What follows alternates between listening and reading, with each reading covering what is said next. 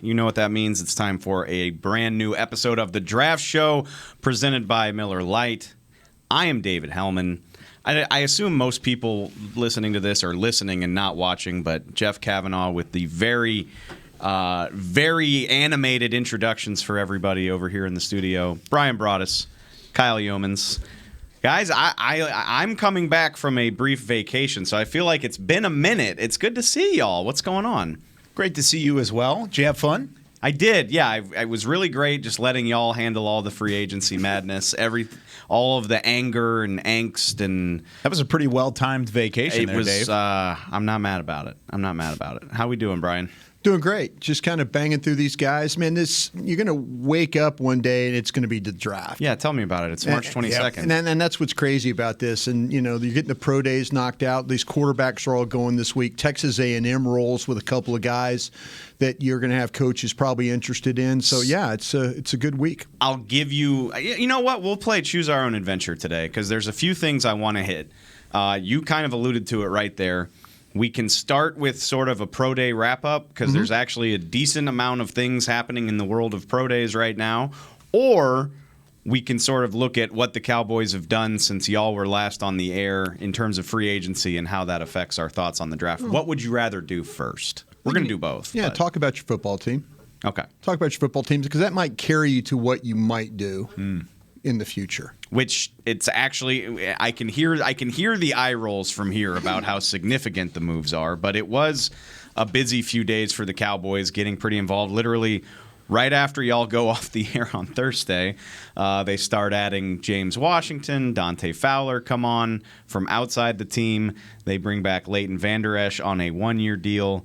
Yesterday, we find out that Jaron Kearse is also back on a 2-year deal. So primarily defensive signings, addressing some of the problem spots on the defensive side of the ball, also adding a third receiver to go behind Michael Gallup and CeeDee Lamb.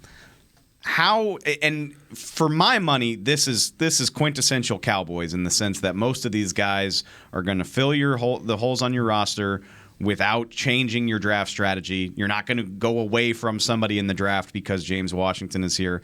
I assume that's how y'all see it, but I don't know. Take me through it. How do you feel about these guys? Kind of think that the three guys you signed, Vander Esch, Washington, and Fowler, could all be replaced with draft picks. This is the Will McClay. I'm going to protect myself going in. I'm not married to any one of these guys.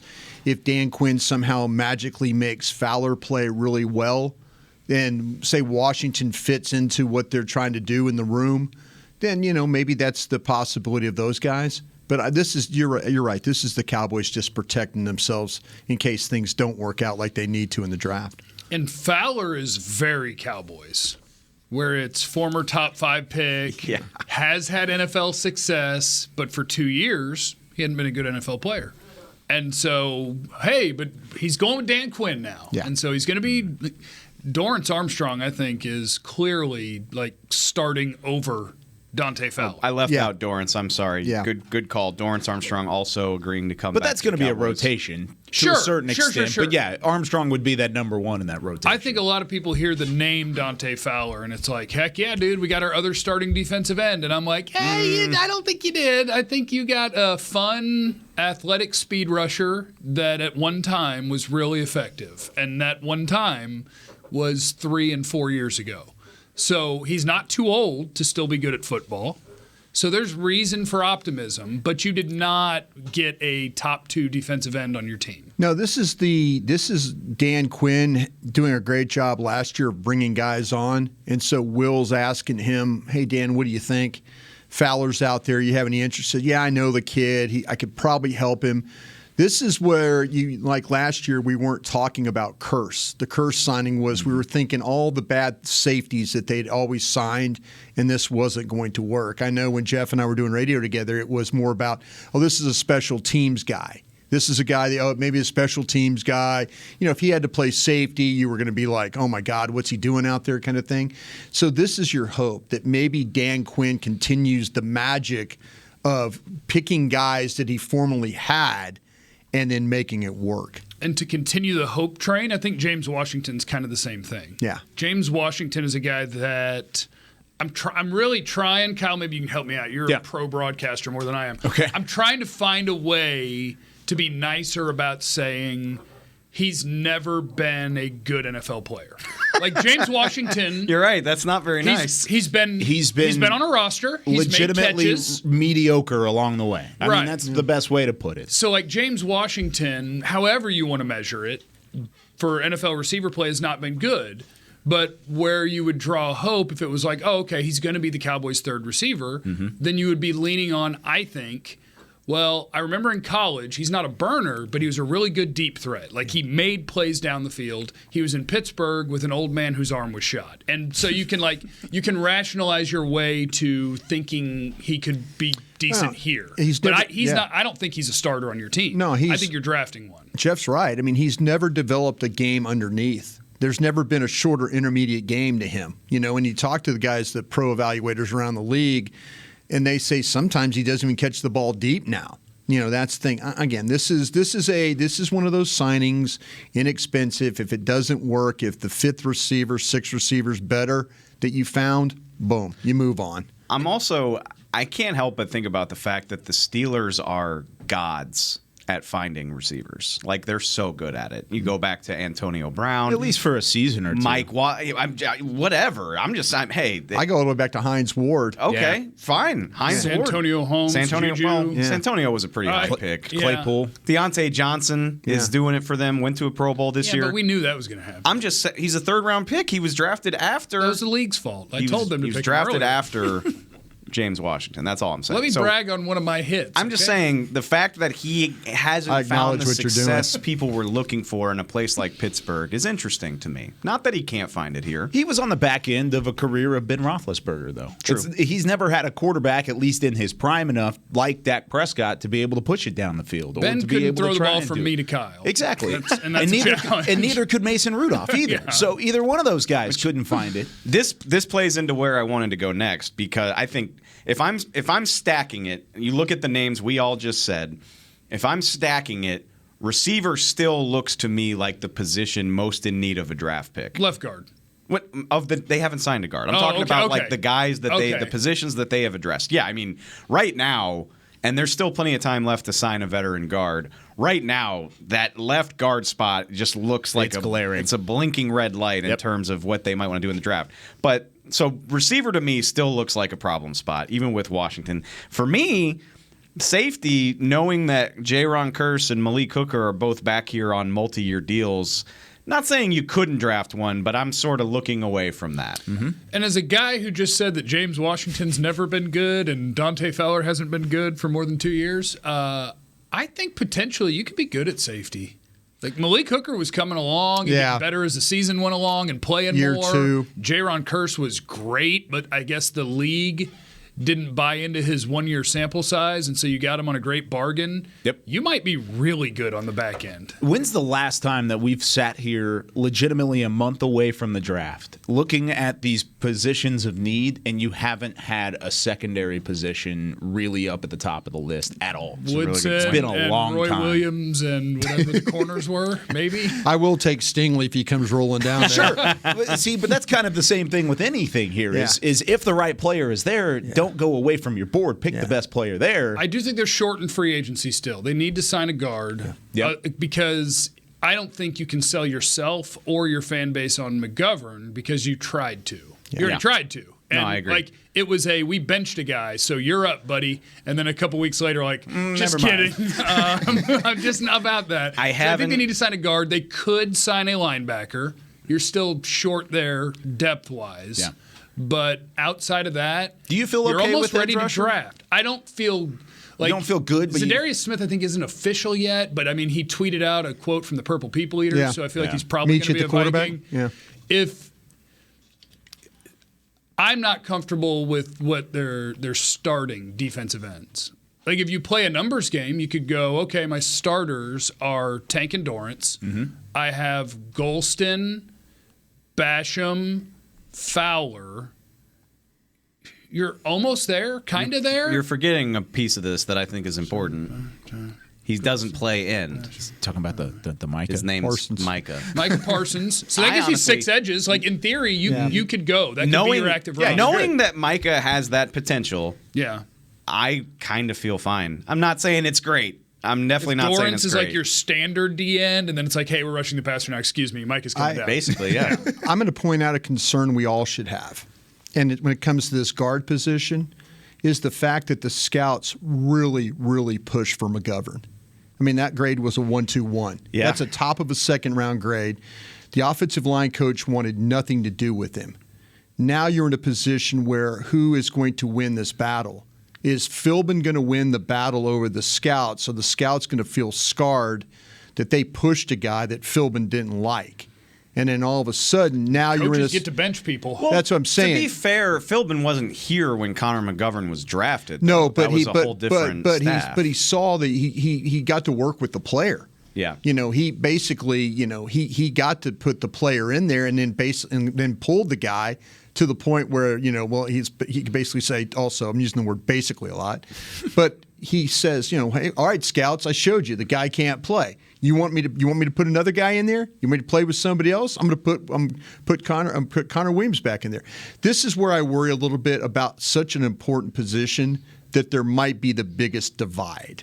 Well, Coach Philbin's at the pro day of your next left guard. So It's a beautiful segue. If they don't like Green, seriously, if they don't like Green, if that's in fact, they need to scoot on over to Boston College. That's what I'm saying. I worry a little bit because all of a sudden the scouts are thinking like we like this guy. Philbin's like, you guys blew the McGovern pick, And so all of a sudden now there's doubt in Jerry Jones' mind, like, okay, which way is this room going right now? Yeah. That's not a bad point. Somebody criticized me recently because I said Connor McGovern. People do that, yeah. It's fair. Yeah.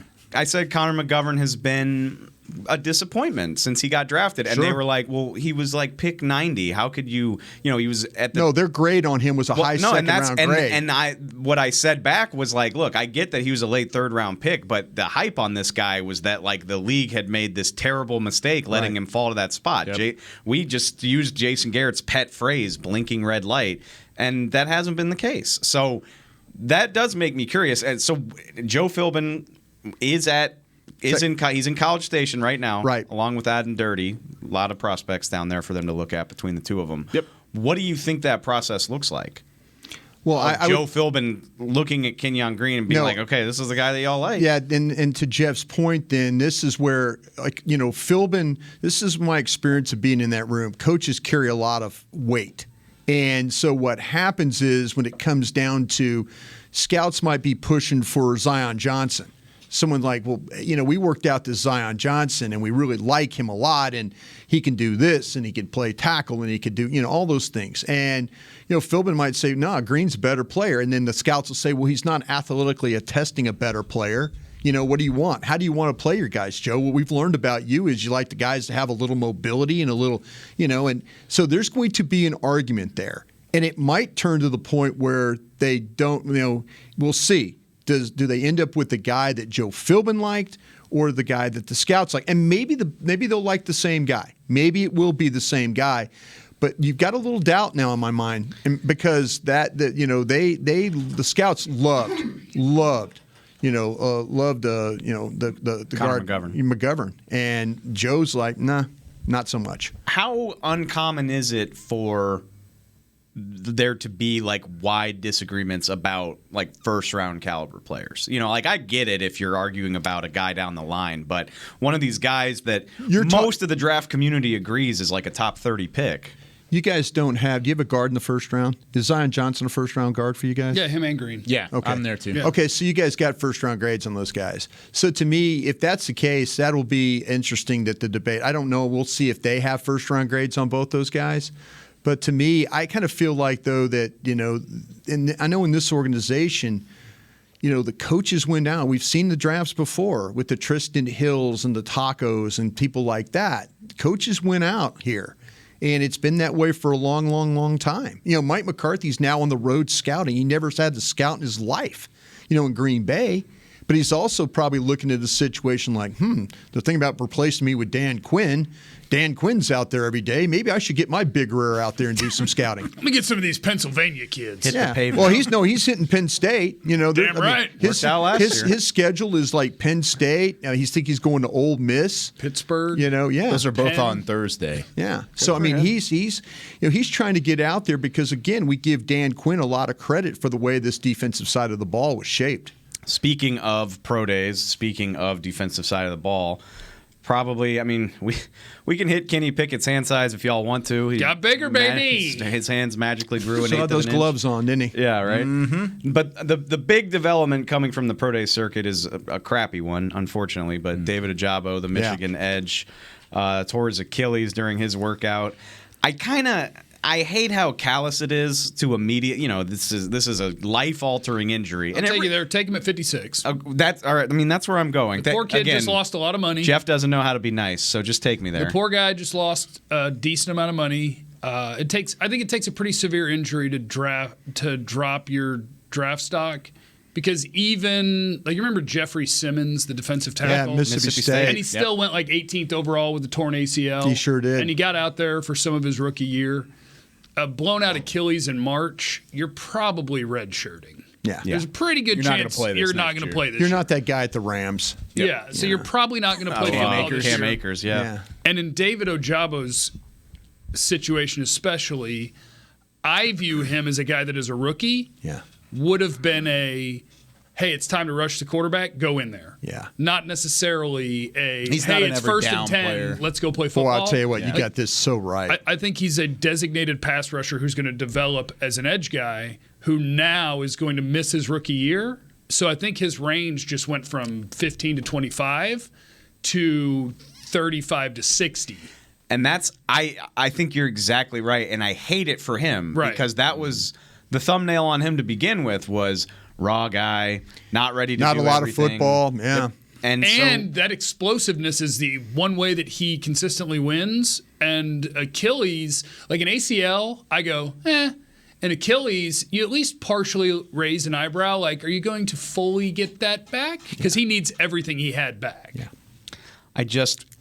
And I hope not. Honestly, I hope he gets drafted in the first round. That just sucks. I hope everyone goes first overall. But Everybody has fun. I wonder if the slide could be kind of significant because of that. Because absolutely. Jeffrey Simmons is a perfect example where it's like when this guy's ready again, he's going to be a stud. Yeah. Whereas there were already he some might have doubts. slid 5 picks, Right. but I do think Ojabo's going to slide 25 picks. There's a chance he even slides a little bit more than that, No too, question. because of the way, like you just outlined it, because of the questions that were already surrounding him and his Absolutely. player profile. Absolutely. He could fall into the third, and I wouldn't be ultimately surprised. I'd be a little disappointed. I hope It'd mean not you either. didn't pick him at 56, That's true. which I would like to do. So you knowing how we feel about how the Cowboys spend their free I'm agency out on that dollars, you're drafting a guy at 56 that's not going to help you this year. all freaking day. That's the scout. What if that's you're- the what if scout in you. all freaking day. What if your wide receiver's there? You're Sky Moore. Ooh, yeah, well, make he's it better, tough. We haven't he's better mentioned than that Ojabo today. with 2 Achilles, so never mind. Sky Moore's back. No, that's what I'm saying though, because There's gonna be a really good player. There is our Sky Moore reference. See, for the that's day. what I'm Thank saying you. though. I mean, Appreciate to me, it's get that in there. the bingo card. Did somebody get bingo? Oh yeah, we're playing that game. No, there's people on Twitter you go. that are like they're counting. No, it but up. I was just curious because to me that maybe that's your situation where all of a sudden you draft a defensive player in the first, one of those linebackers or somebody like that, defense whoever, and then you turn on the second round, you're thinking, man, look at all these receivers here, and now you're comparing like, okay, a kid that's not going to play at all for you this year. Yeah. I don't. If I'm Mike McCarthy and my job is on the line, quote air quotes, then I'm not interested in having redshirt guys for somebody else. 56 is our George Pickens spot. You know what I'm saying? I think I think that's a valid criticism of the way the Cowboys do this because again, Jason Garrett of 10 years can do this. a guy who has some questions about, a guy on staff. There's a guy sitting in broadcasting, and there's a guy on staff that potentially could get the job. And forget about Mike. I don't have time for redshirting people. Forget Mike McCarthy's job security for a second. Like the way the Cowboys build this. How about some players? They're like, yeah, we're going to do just enough in free agency, and then when we just knock the draft out of the park, we'll get better. Yeah. Well, if you're drafting a redshirt guy, you're not getting better. Like you're not progressing the roster this year. It might be great 2 years from now, but who's got time for that? It makes 34. perfect sense. It makes perfect sense for them to draft this kid because the general manager's not going anywhere. Yeah. That's why the Cowboys have this reputation. Yeah, sure. That's why they draft Second round. hurt players. Because the front office is not going anywhere. God, the symmetry of drafting David Ojabo after an Achilles tear at 56, the year that Randy Gregory, former 60th overall pick, finally is no longer under contract, that would be really fitting. They had to cut Fun to keep an Jalen eye on. Smith's leg off on the field. literally and they spent about to number bring that 34 up. on a non-premium position. You are not wrong. All right, I'm getting sad. So before we do that, let's just take a break and then we'll Cut it answer off some right there on fan the questions. We'll be right back. It's crazy. At Smoothie King, we are blending goodness to fuel your greatness. Every blend is crafted to help you achieve your health and fitness goals. Smoothie King uses only whole fruits and organic veggies. You'll never find sugary syrups or artificial flavors, colors, or preservatives. And unlike some other smoothie places, there are 0 grams of added sugar in many of our blends. Smoothie King is proud to be the official smoothie of the Dallas Cowboys. Place your order in the app or online for pickup or delivery. Smoothie King, rule the day. What do you call a group of grown men and women with their faces painted silver and blue who get together every week to share a 3-hour-long ritual of jumping, singing, and toasting Miller Lite and 10-gallon hats while yelling, "How about them Cowboys?" You call it Miller Time in Dallas. Here's to the Cowboys. Here's to the original light beer. It's Miller Time. Celebrate responsibly. 2021 Miller Brewing Company, Fort Worth, Texas. Football season is almost over, and that means tax season is here. With it comes taxiety. Filing taxes can be stressful if you choose the wrong partner. Don't let taxiety take over this tax season. Liberty Tax will help you get your largest possible refund or your money back. With more than 12,000 tax professionals nationwide, help is always around the corner. Check out Liberty Tax, proud partner of the Dallas Cowboys. Schedule an appointment today at libertytax.com/cowboys. Liberty Tax, a brighter way to do taxes.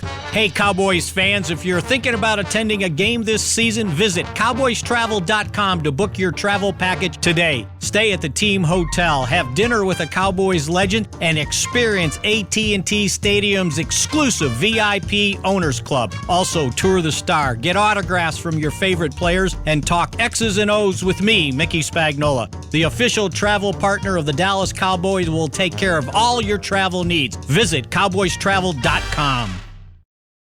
This is the DallasCowboys.com Draft Show. Welcome back to the Draft Show presented by Miller Lite. I don't think I have reads for this segment. It's tax but season, it's right? Liberty Tax, yeah. It's tax season. You know where to go. You get a month before you have to file your taxes. Liberty Tax, check them out. They've got a website I'm sure that you can find. It's really, really good. You don't want to get a letter from the IRS Yeah. saying that you're facing prison time. And I'm not trying to get too deep into my personal life, but that has happened to me. So just remember to pay your taxes. Go to Liberty Tax. I'm going to go there today. No, don't go there. I Go hope to the today, website, yeah. I hope to God that at some point Liberty Taxes, like their people, their marketing team, Actually just tunes listen to in our reads? to that Yeah. read specifically. Good. You need And them. Go for it. Don't go to jail. I hope that happens. Go to libertytax.com. That's the best advice you can give anybody right All there. right, it's the second segment of the show. You know what that means. Chris, can you help me? Twitter on the 20. There we go. I love this question from Sam. So I guess this happened last week. We are aware of this, but the Cowboys did get 2 extra compensatory picks in addition to the pick that they got from Punter Amari and Cooper. kicker. Well, Time to go get Punt God. We got to package these and move up. Time to go get all right. Punt God. Sam wants to know realistic things you can do with the 5s, which I actually all the way to 3s. You get a 3 for all these You're 5s. so damn prepared, Brian. I took the liberty of finding the point values, and we know no 2 charts are the same, but the 4 fifth-round picks are worth 28, 23, 19, and a little less than 19. You are right. If you add all of that together, it is worth a low third-round pick. There you go. Is that really feasible? Like, would anybody take? Sure. Like, nobody's trading away from a guy. The Rams would. Yeah. The Rams might. You're right. Yeah. The Rams are like, shoot, we're going to trade all of our high picks That's for not- superstar okay. players. We're going to pay them. We're going to backload deals. We're going to move money around. And it we're going to doesn't- draft 3 starters with 8 day 3 picks. It doesn't seem super You're not realistic. lying. It doesn't seem super realistic, though. Call the Rams. I'm teasing. In a Go get the vacuum. Rams' 3rd round pick and pick punt god. The Rams have a compensatory pick at 104 in the third, back into the third. It's the next to last pick in the so third round. I'm only halfway joking. I'm just saying. Oh, I Matt know. Araiza might go in the 3rd round. No, I think he probably will. Like if you wanted to move up from your 4, if you wanted to, like just watching, there's a punter that might So be of use. even when you're going and you're grabbing all of those 5th round picks, where you would probably take a kicker or a punter, either way, you're bundling it up and then going just outside the top 100 to take a punter regardless. Matt Araiza, bro. Okay, he's a good 80-yard punter. 80-yard punt. He's a phenomenal punter. You go 3 and out, touchback. You also had a Pro Bowler that you could bring back at some point. well, he costs money. He costs That's $5 million, and he Matt costs money. Araiza would cost like $600,000. Okay, if that's the case, then yeah. I'm going to get punt god, but we need to hold on to one of our 5ths so that we can pick a kicker. That's what I'm saying. I would shoot this thing back to back, punter, and then I'd boom hit that kicker right behind it. If anything, I might. Gunner. We'd have a fun day deep there in the snap. 5th. a joint at the hip from then on out. I doubt. I always actually. We said it all last year though. It was like they're not going to make all 11 of those picks, and they did. Definitely did. But I lean toward thinking like they'll use 2 of these picks to like move up into the 4th, like they did for Tyler Biotish, something like that. 3rd round, you're in the 3rd round, Yeah. and you've picked a whatever. You've picked a guard, and then you picked a wide receiver. You're in the 3rd round. There's a linebacker you like. You don't think he's going to make it to your 3rd round pick. You throw him a 5. You move up 3 or 4 spots. You pick your guy. If you're really good at this in pro personnel, you would identify a backup offensive lineman in another team and offer one of those 5th round picks, and then take it that way. And then that way you don't have to worry about potentially the guard in the early rounds. Oh, you're Robert- saying like right now, like over the next couple of Or weeks? you could do a draft weekend too. Wasn't Robert Quinn a 5? Is that right? Yeah, no, he he's was. a I believe it was a 5th. So and a maybe sixth. you could 6. find- It was a 6 that went to a 5. Maybe that's you what could it was. find a team Exactly. that is already thinking about Bryce Young and C.J. Stroud, Sure. like Atlanta Yep. and maybe Houston. And like, do you guys have Carolina. an aging starting guard? Yeah. That's good. See, you that's- don't want to win. That's what I would do. I mean, maybe knock this thing out with one of those 5s. Just go and get you the guard, and then boom. And then you don't have to potentially worry about it as much going into the draft. Oh, that would be smart. Smart drafting. Smart personnelling. I Love used to it. do Flip a this a 5. long time ago. Yeah. Flip a 5 for a I would try- 32-year-old guard. I would try my best. I really would. Corey wants y'all to analyze the depth of the receiver class versus the depth of the O-line class. Again, I think it's Good and good. very obvious what people are zeroing in on in terms of big picks. Yeah. Guard at guard, I don't like it as much outside of the 1st round as I like wide receiver outside of the 1st round. But both of them, like you're going to find step-in starters in the 3rd round at both positions, I think. So, like, I don't think there's a drastic difference, but their wide receiver goes 10 deep of guys I really like, and guard goes 2 to 3 deep that I really like. So I think wide receiver is deeper with your top 56 picks because there's at least 10 guys that I would take at 56 that play wide receiver. I get to a total of maybe 4 guards you're comfortable picking in the top 56. Yeah, that's probably about right. I'm looking depth-wise, too, and out of the top 100, I have 16 offensive linemen in the top 100, whereas wide receiver, I have 16 wide receivers in the top 100. So, I mean, that's a great question because at least in terms of what I'm looking at, it's dead even in between the two. I still lean toward thinking you'd be better off addressing the line earlier. And this is I think so, too. This is dependent on what they do in free agency, obviously, but Yeah, you're going to have to go grab Green, Johnson, Ingram. You're going to have to go grab one of those guys, and I think early. And then the wide receivers, I think, stretches a little bit deeper. You know, I mean, the chance to get a plug and play guy is going to have to go early as opposed to going later. along this line of reasoning, Bill wants to know if Kenyon Green's guard tackle flex gives him any sort of edge, like the fact that he played 4 positions. Ingram did the same thing. Zion Johnson did the same thing. Yeah. And no. Does that? Are you saying that because you don't think he can play tackle in the NFL, or? I think he could. I think if you were playing in a football game and your left tackle rolled his ankle, your right tackle tweaked a hammy, and your swing tackle broke a toe, could Kenyon Green go play tackle and survive in the NFL? Yes, I think he could. I just want to point out that has kind of happened here over the last couple of years. I'm thinking about that Steelers game right now. If that bumps a guy up for you, fine. But I think Kenyon Green is going to step in and be a quality starting guard in the league. And if he stepped in as a tackle, he would struggle. So it ain't Zach Martin. Yeah. Zach Martin could line up wherever you want right now and make a Pro Bowl. I think Kenyon Green is an NFL guard. I think you could say the same thing about Zion Johnson. He's a guard. At the same time. I mean, he has position flex, and there is some sort of modern-day NFL value to players with position flex, but at least on the offensive line, I don't really have any interest in doing that. I used to think that position flex was good and important. It means you can't do either. Yeah. I mean, I just, Or you're a Hall of Famer. Yeah. Like Micah Parsons and Zach Martin have position flex. Yeah. They can go do it. You can. There's certain positions where, but you talk about an offensive lineman that has position flex, you're kind of like going, unless, like you say, it's Zach Martin, but other ones you go, oh man, is he really a good center? No, I mean, I would say I think you're lying to yourself, right? I would say Connor Williams has position flex. He could probably play center. He could probably play guard. He could probably play tackle. But is he very good at doing it? With you and watched him do all of that. All stuff that at Texas a pro day. Whenever they did it at training camp, that was saying, hey, maybe we could slide a guy in at left guard because if he was really good, Pro Bowl caliber at left guard, that's the problem. They didn't know. He wouldn't have moved. I think for the most part, it's a lie. For instance, Connor McGovern might be an NFL starter. He really might be. Sure. At right guard. Yeah. Connor McGovern's not even a left guard. Yeah. He can't even play both guards. Yeah. Terrence Steele is a starting right tackle. Yeah. My guy can't play left tackle. So, we create this thing in our head where offensive line is offensive line. Yeah. For the vast majority of these guys, it's not. Yeah. They can play a spot.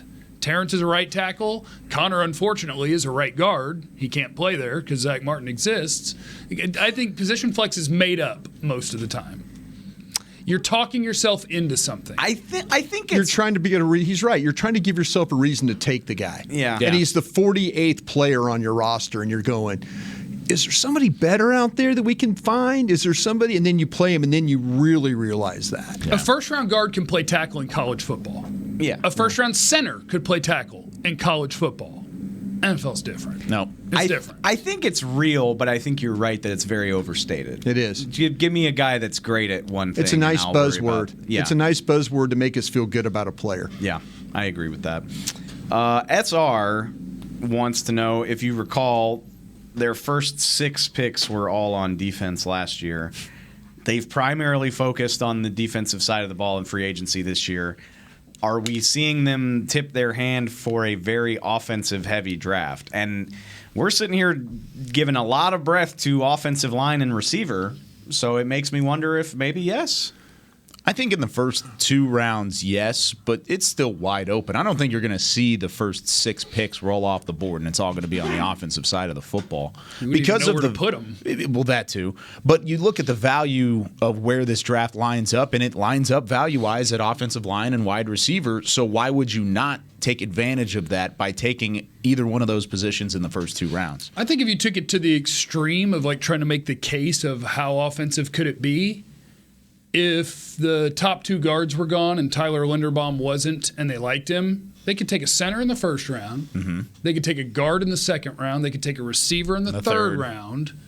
And maybe you could see a scenario where they take a tackle or a tight end in the 4th round. It could happen.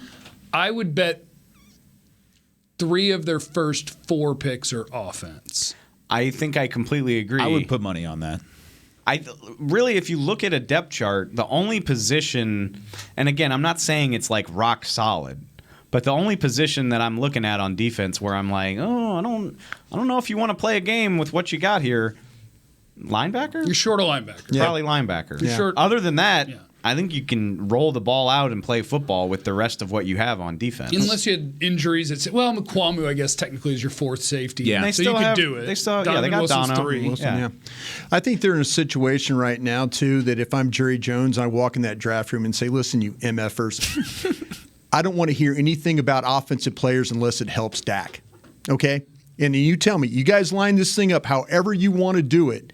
But if it doesn't help Dak, I don't want to hear about it, okay? And if you want to fight the defense on players, it better help Dak, okay? So to me, I just think that Quinn is going to – I don't want Dan Quinn to like do what Rod Marinelli did and roll over on some guys. Yeah. Oh, no, Zeke's fine. Yeah, Zeke will help us. No, I want Dan fighting for defensive players. It's hard. I mean, I get what you're saying. But I trust the defensive side finding players better than I do this offensive side right now, Rod to be honest with you. Marinelli didn't roll over very often. Like he got his rolled way, over. He got his way a lot. He did. But he rolled over on the runner. He did on Ramsey. He rolled over on Ramsey. On the guys that he could kind of push away, or the guys that he already had in the room, he totally rolled over. 100%.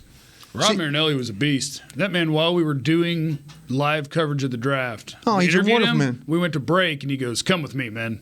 And I said, Coach, we have literally 4 minutes. And he's like, come quick. Like, all right. Yeah. He wanted to take us to his office to show us a picture of his high school coach. Rod Marinelli's an awesome man. But I'm just saying though, if you're talking about what goes on in a war room, these coaches have influence. Oh, of course they do. And that's why I'm scared about the Joe Philbin thing, because to me, he moved on from Lyle Collins. Yeah. He moved on to thinking, and Steele played well for 8 games last year.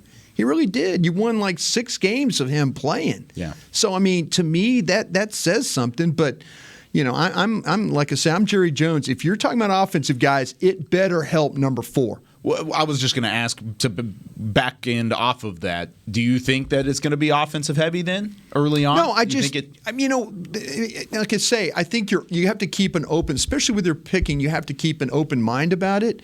But to me, like I said, if you start talking about a first-round wide receiver, or if you start talking about a guard, or you start talking about, the various tackle, whoever, it better be with the mind of this guy's going to plug in, he's going to play, and he is going to be a difference maker. I don't have time for my quarterback to waste another year for development, because if it doesn't work out for him here next year, I'm going to have a whole new coaching staff again probably. And now the clock is really ticking on Dak Prescott, whether you really want to keep him around.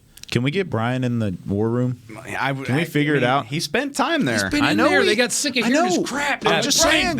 But this year they got sick of he's him got it 'cause right he said this stuff year. like this. He's got it right. Brian doesn't have a filter, and sometimes you have to have a filter and be like, well, sir, if that's what you want to do. And Brian's like, that guy can't play.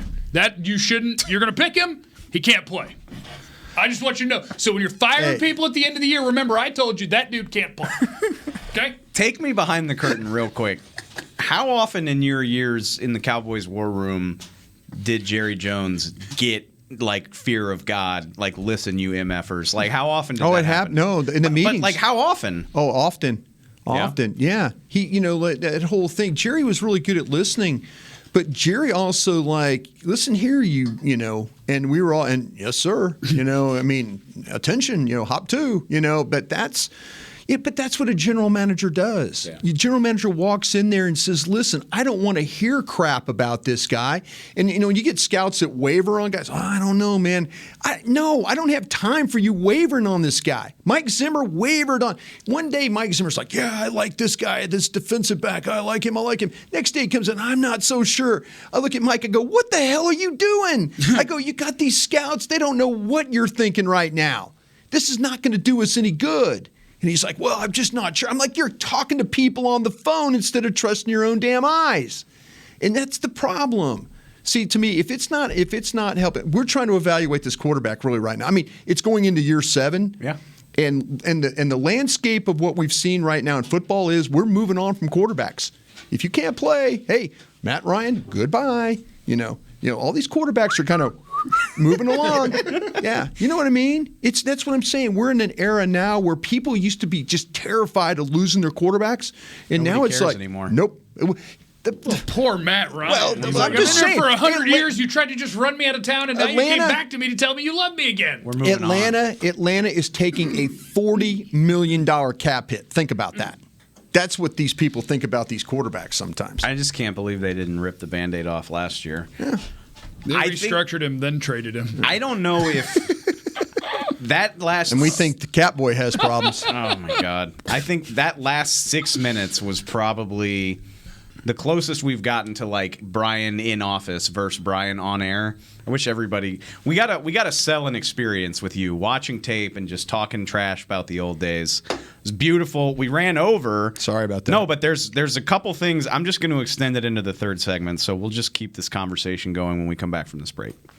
Football season is almost over, and that means tax season is here. With it comes taxiety. Filing taxes can be stressful if you choose the wrong partner. Don't let taxiety take over this tax season. Liberty Tax will help you get your largest possible refund or your money back. With more than 12,000 tax professionals nationwide, help is always around the corner. Check out Liberty Tax, proud partner of the Dallas Cowboys. Schedule an appointment today at libertytax.com/cowboys. Liberty Tax, a brighter way to do taxes. Hey, Cowboys fans, if you're thinking about attending a game this season, visit cowboystravel.com to book your travel package today. Stay at the team hotel, have dinner with a Cowboys legend, and experience AT&T Stadium's exclusive VIP Owners Club. Also, tour the Star, get autographs from your favorite players, and talk X's and O's with me, Mickey Spagnola. The official travel partner of the Dallas Cowboys will take care of all your travel needs. Visit cowboystravel.com. What do you call a group of grown men and women with their faces painted silver and blue who get together every week to share a 3-hour-long ritual of jumping, sinking, and toasting Miller Lite and 10-gallon hats while yelling, "How about them Cowboys?" You call it Miller Time in Dallas. Here's to the Cowboys. Here's to the original light beer. It's Miller Time. Celebrate responsibly. 2021 Miller Brewing Company, Fort Worth, Texas. This is Chad Hennings, former cowboy and proud veteran of the United States Air Force. When my fellow military veterans choose VA, they receive life-changing benefits from the Department of Veterans Affairs. If you are a veteran, you may be eligible for healthcare, education, and training benefits, a home loan guarantee, housing assistance, and more. Choose VA for the benefits you've earned. Visit choose.va.gov to learn more. That's choose.va.gov. This is the DallasCowboys.com Draft Show. Final segment of the draft show here on this Tuesday. Pay your taxes, Liberty Tax. Thank you, Brian. I think there's probably another one. You want Rowdy in your backyard? Probably WrestleMania. Hey, Cowboys.com/Rowdy. WrestleMania is like 2 weeks away, if you weren't aware. See The Undertaker. Go in the Hall of Fame. Buy tickets. I wanted to get it. Drink Miller Lite. Drink Miller Lite. Thanks, Chris. That's a good one. So Great good. one. Phenomenal. SWBC, good company. I'm going home awesome and drinking company. Miller Lite right after this. You can do that. You have Fun that. employed. At least you'll be home by that point. Follow me on YouTube. I'm fun. I'll be back with you Wednesday night. All right. See you there. This is my favorite thing to talk about in the draft. I just love subverting the expectations. Like, What's that word mean? flipping them on their head. Okay. Yeah. You're welcome, Abilene Switching? Christian. Changing? By the way, you appreciate the fact he used to edit my work, right? Yeah. Oh yeah. I started doing some writing things, and I watched. saw that tweet. I watched my buddy Mike Palucci edit it live. Yeah. 'Cause it was on, like, a Google Doc or Because he was something? following me as I wrote, and it was on a Google Doc, and I was just like, man, that's a lot of work. Great job. A Brian notebook used to be like a 40-minute ordeal to get it readable. Anyway, Gotta which love I that love. man. I love the name, Big Squeak. Big Squeak. Fantastic. I want y'all to tell me Sky Moore. in the lane of CD Lamb. No, the opposite. Oh. A name that you don't think has a chance to be sitting around at 24 that would make you super excited. Ooh. And I don't want you to sit on the fence either. Like I've got one. a guy that you absolutely don't think will be there. Trayvon Walker, Georgia. Okay. Yeah. Go. That I would love that to happen. I don't think he's going to end up falling. Ultra athletic edge rusher. He would be your starter day one. His length, his traits, powerful, clutch plays. I mean, he was probably one of the ringleaders. You could call him a ringleader of that Georgia defense. If he were to somehow fall to 24, that'd be one of those guys I would run a half marathon for. That's what on record I know that's now. what you're trying to do. That's on record now. That's one of those guys. I would achieve a half marathon. I won't use the word run. I will achieve a half marathon over a span of 4 days.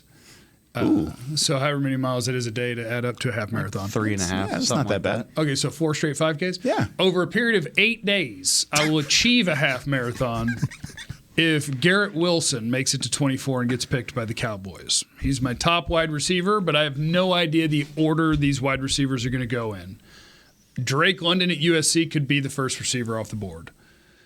Jamison Williams, Alabama, I think could be the top receiver off the board. It's sort of been our narrative this whole time that like Garrett Wilson is on a rung of his own, and he's not. Right. And we are not, or the world does not agree that he's wide receiver 1. Some do, some don't. It depends. You can check between Daniel Jeremiah and Dane Brugler and Kuiper and McShay. Like Garrett Wilson is not consensus wide receiver 1. And if he were available, he would be my 8-day half marathon guy because I love the way he plays. I think today's NFL is about creating separation and what can you do after the catch. And I think he does both of those very well. Explosive movements, get the ball in his hands and watch him work after the catch. Garrett Wilson at 24 would be my party. Which I love your answer, Kyle. Okay. But I think we both agree. Did I beat him?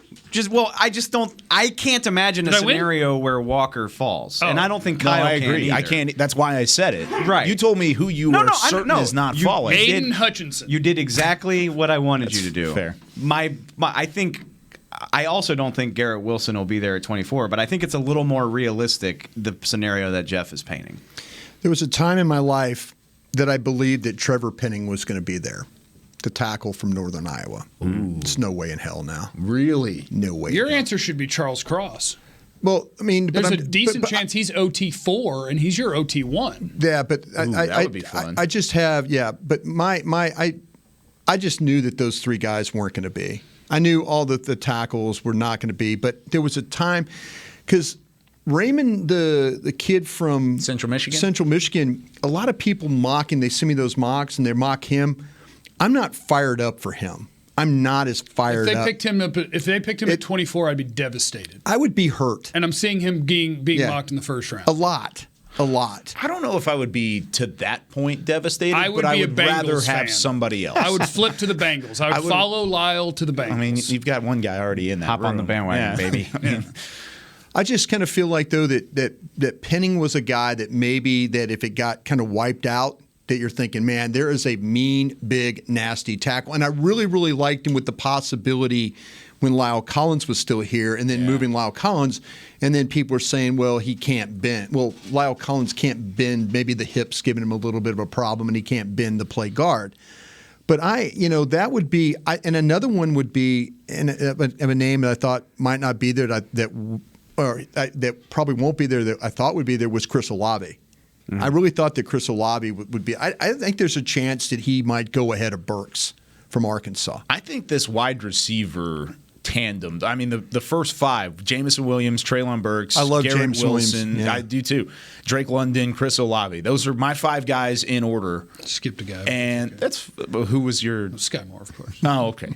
But those 5 guys are completely interchangeable, and wherever they end up going, there's probably going to be 2 of those 5 that are there at 24. Is there? My son Bennett asked me a question the other day about this. Is there a chance that Stingley does get to 24? Chance? Yeah. Chance, yes. Between 5 and 10%. I was about to ask for. I don't think you got to turn that card in, don't you? Yes. Oh, if it happens, yes. And our LSU bias. I'm down on Derek Stingley. Like the way that his career went at LSU. Just there. Again, we're talking about a guy who originally was like a top 5 prospect. Right. Who could be in play at 24. Like, there's enough cause for concern there. Yeah. I'm not sitting here trying to convince anybody that he's the second coming, but the traits at 24 rare. Like, you don't get a shot at that type of guy at 24 very often. And I just think it's worth the risk. Is there an edge guy you would throw in there? Like, I would throw in George Karlaftis at Purdue, but I think what happened with the Ojabo injury is that probably broke your ability to get one of the top edges to 24. I think all 4 of those guys are gone. Karlaftis, Walker, Hutchinson, Thibodeau. Yeah, I think depending on what happens with Jermaine Johnson, and I'm going to say this, there might be some people that like this Mafe kid from Minnesota. Yeah, I do too, in the second or third round. Well, I'm not saying you. I'm just saying. No, he's. There's people that picking up steam. There's people legitimately talking about him as a first round player. I'm looking at and again, nobody's mock is gospel at all, but I'm looking at a mock from a big publication that has him going 30th overall. Yeah, it's definitely a thing, and I love that because all this is just people taking what they're hearing. I mean, I know we all watch the tape and do the homework, but when you're trying to look smart in a mock, you're just taking what you're hearing from people versus what teams might need and trying to make an educated guess. So for Boye Mafe to suddenly be climbing like this, it's because somebody out there in the league thinks that highly of him, right? Yeah, I think that now, and to Jeff's point, though, with Ojabo, with that thing, him being out, everybody moves up a slot now. You know, all these guys like, okay, well, we've talked about this on the show for weeks, that there were a lot of questions about him as a first-round guy.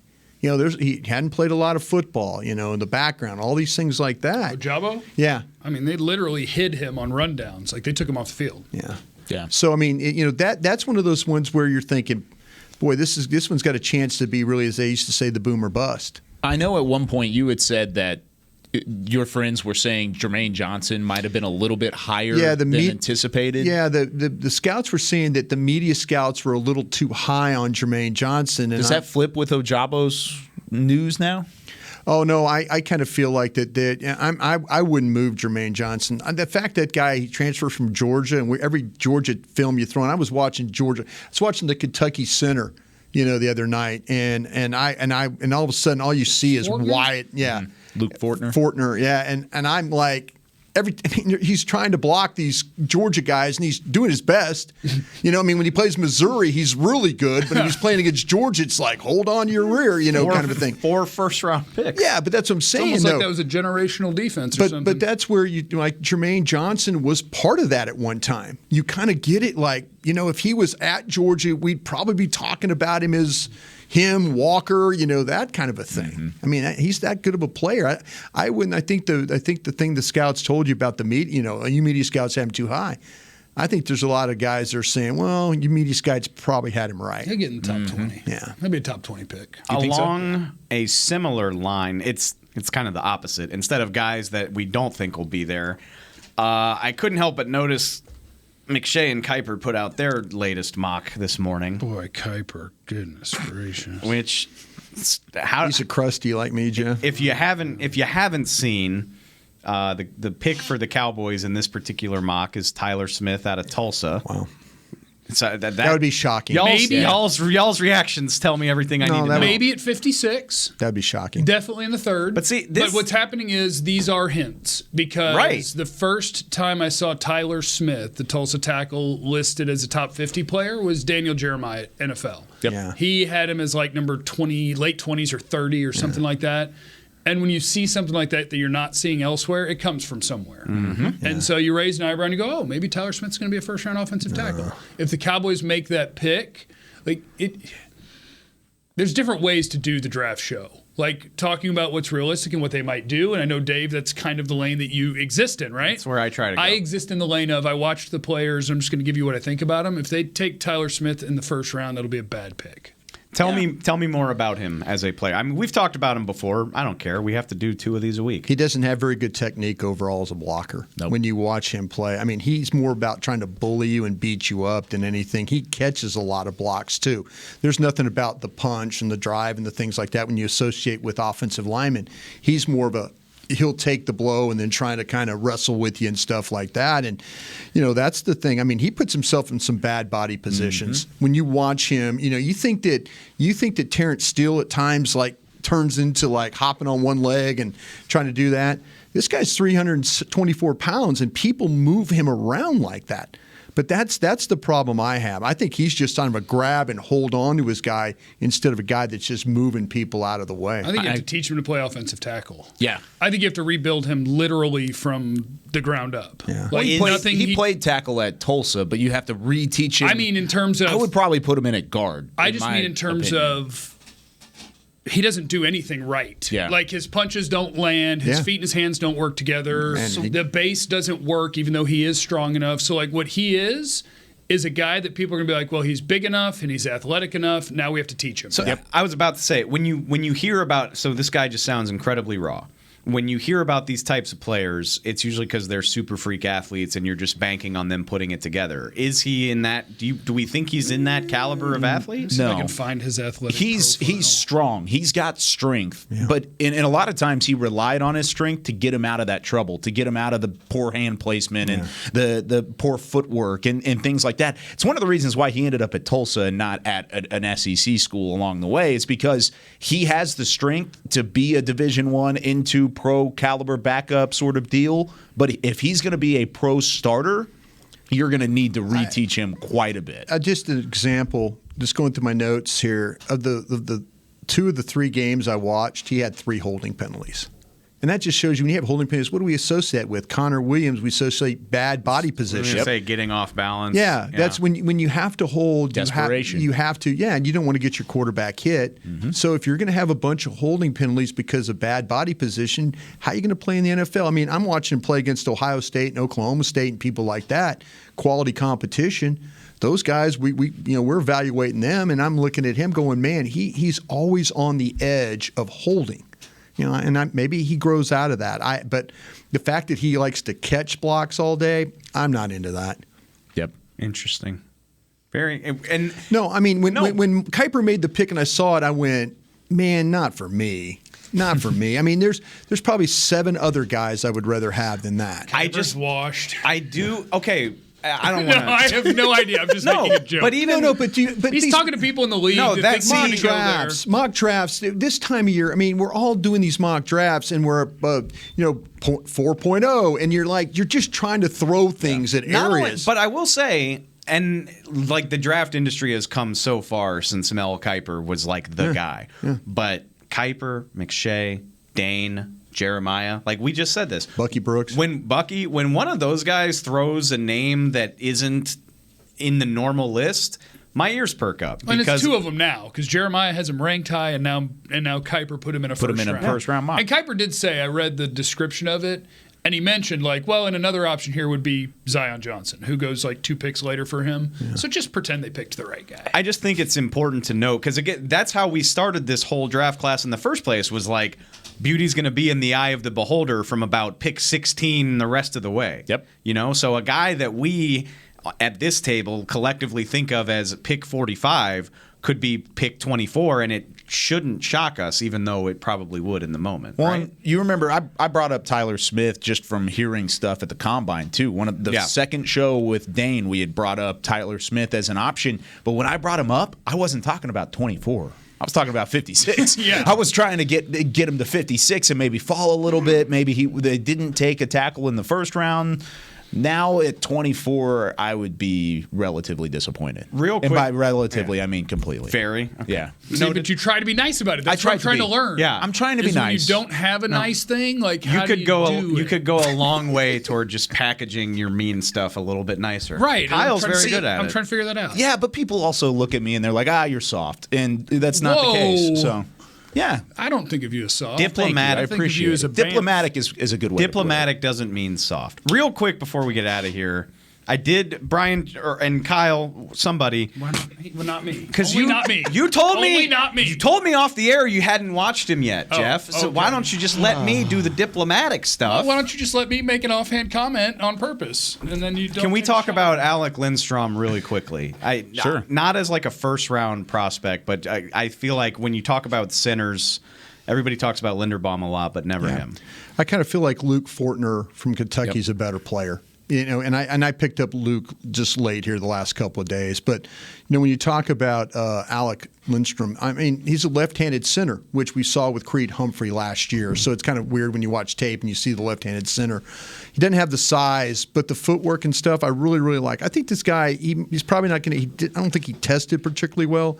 But you watch him on tape that he does have the ability to kind of, hook up on his guy, and he can sustain his block.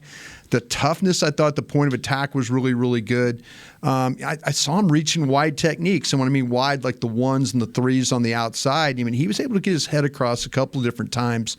But I just don't think he has the overall power to really keep somebody stalemated at the line. And so, that's something that you kind of need to keep an eye on. Again, I once I watched the Kentucky guy, I said, okay, Alec, you're a little bit further down. And this is where, I'm looking. Matter of fact, I put Fortner over Parham from Memphis, who is a projection at the guard spot, who's going to project from guard to center. Yeah, I've got Parham above him. I've got Donovan West out of Arizona State above him. I think Lindstrom's a good player. And his jumps were okay, but like you said, his running was not great at the combine. He's also got short arms, and that's one thing that I'm not normally maybe our number one center has short arms too. I was about to say, right, but. Number one center dominates his film, and Lindstrom does not dominate the film by any means. That's true. You can watch him play against Clemson, and they've got bigger, heavier inside guys, and he doesn't get beat up. Yeah. Which gave me encouragement that, like, okay, here's a guy that's, he's not, if you struggle, like I say, Fortner playing against Georgia, there were some really good reps. And there were ones like, oh, look out, oh, Jim, like Tony Romo doing the game. Oh, Jim. But, other than that, though, like I said, Lindstrom, he comes from a long line of NFL players, too. His family. His brother, right? Yeah, he's got some, and I think dad, I think they've got a lot of uncles and stuff that played as well. He fights. I will give him that. He fights. Yep. This was a fun hour of radio, guys. What do you say we do it again on Thursday? Sounds good. Let's do it. For Jeff, Brian, shut up, Jeff. We'll see. Kyle, I'm Dave. Say more. Thanks for listening to The Draft Show. We'll talk to y'all next time. This has been a production of DallasCowboys.com and the Dallas Cowboys Football Club. How about this, Cowboys? Yeah!